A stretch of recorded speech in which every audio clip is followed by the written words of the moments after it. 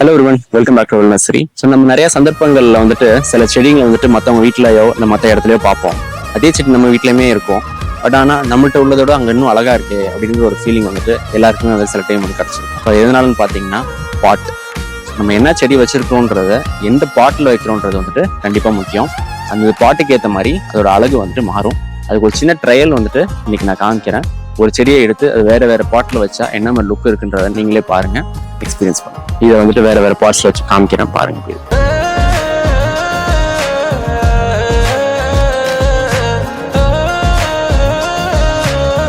So நம்ம இப்போ ஒரு சின்ன பிளான்ட் வச்சு ஒரு எக்ஸாம்பிள் பார்த்தோம். அதே மாதிரி இப்போ என் கையில் இருக்கு பார்த்தீங்கன்னா கோல்டன் மெசேஜ்னா இது வச்சு சில பெரிய பார்ட்ஸ் வச்சு உங்களுக்கு காமிக்கிறேன் பாருங்க.